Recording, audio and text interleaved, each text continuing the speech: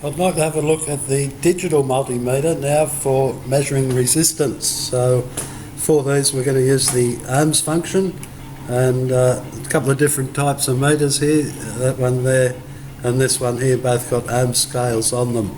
So very importantly, they're a multimeter, so you must make sure you select the correct scale that you're going to, what you're measuring it for.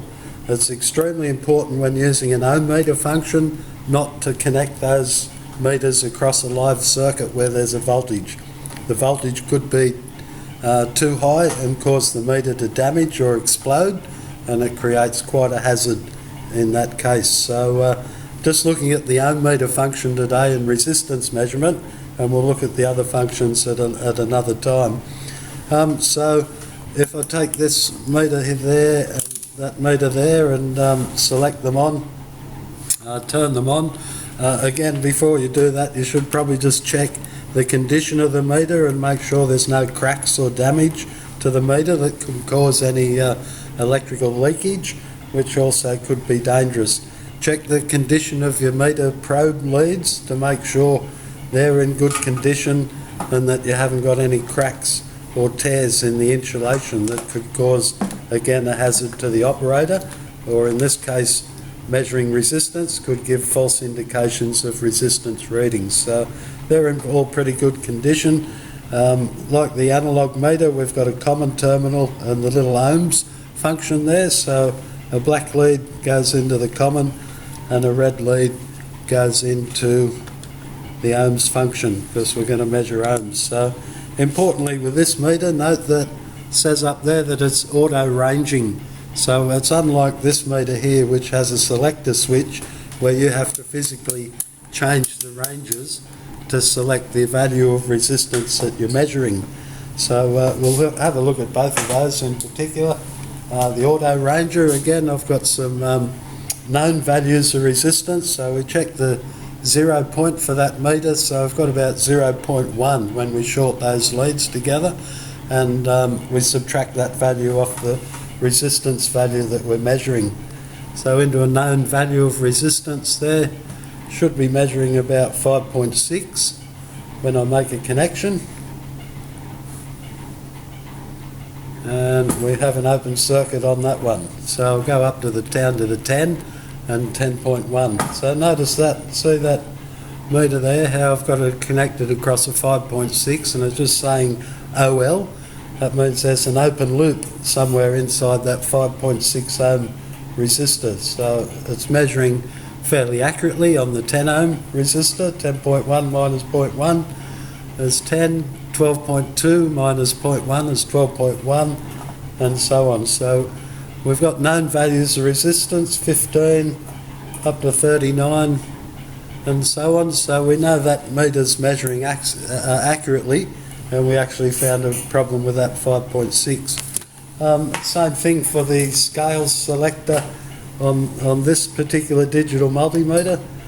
Black lead into the common, red lead into the voltage terminal. Check the leads and check your 0 point so you know the meter is going to be working. Now you can probably hear that little continuity test function. So when measuring resistance, there's a little buzzer sound wave there next to the 200 ohm range. So that means continuity. That means it's got continuous, so it's not actually measuring values of resistance unless I take that 0.6 reading as the resistance of the leads for that meter. So whatever I measure here, I should subtract 0.6 off that value. So yes, we've got continuity, but 12 minus 0.6 gives us 12 ohms resistance. So we can tell that's measuring reasonably accurately. 18 minus 0.6 within the 18 ohms range. And notice when I start to get into the higher resistance values, how the continuity buzzer or beeper function goes away. It's only on the low values of resistance where it shows that continuity.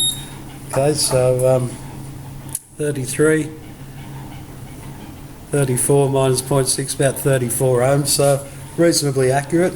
But as we go on to a different type of unknown resistor panel, I'll stick with this the escort meter there.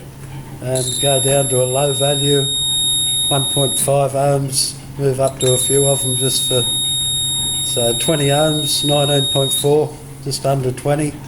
And when I go up to say, which one? That one? See how it's just gone 1? That means it's gone off scale. So 200 means it can only measure 0 to 200 ohms. It can't measure above it. So I can go up to the next range then, which is 2K. So I can now measure 0 to 2K or 0 to 2000 ohms. So if I go in on that, which one was it? That one? So I'm measuring 0.51, which would be, 51 ohms if we're looking at the scale that I'm on.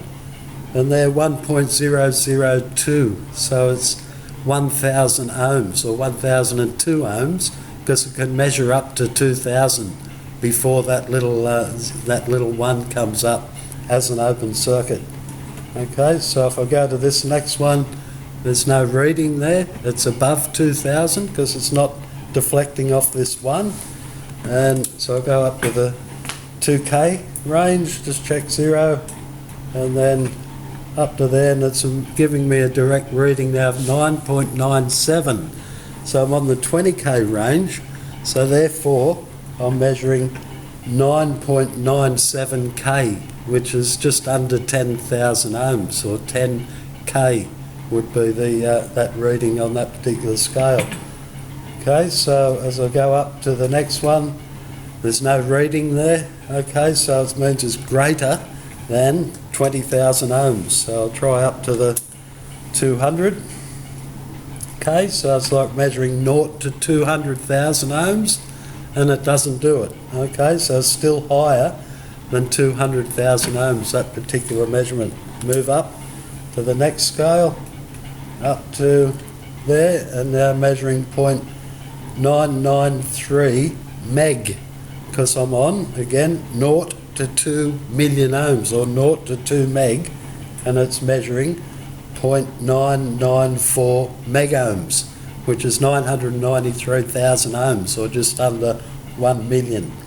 Okay, and finally up to that one, it's greater, it hasn't read, it hasn't given a deflection on the LCD, so I've got to go up to the highest scale, which is 20 megohms, or 20 million ohms, and then across there I'll get a reading now of, let me get in there, tight connection, 10.9, so it's just say about 8 megohms. So it's above 2 megohms, but it's in the range of 0 to 20 megohms, so it's measuring 8 million ohms, because we're on that highest full scale. If we had no circuit connection above 20 million ohms, which across that top 2 points there's no circuit, so it would be an open circuit or infinite ohms. Just to compare that one with, just quickly with the auto ranging, so we'll go on a couple of values of unknown resistors here, so I can see that was 2.5 to 3 ohms when I make a good connection. It's my fault. Okay, so 2.2 ohms, and just go on a few, 15.4 as we start to go up, and 47, what do we got there, 1K, 1000 ohms, 10,000 ohms or 10K, you can see on the crystal display there, and 1 megohm, and right up to 10 megohms, or 8.28 that we read on the other meter. So notice I didn't have to do any change range selector switch, because it's auto ranging and much user friendly. So yeah, that's we can use that as a digital ohm meter, and probably more accurate than all the others we've looked at so far.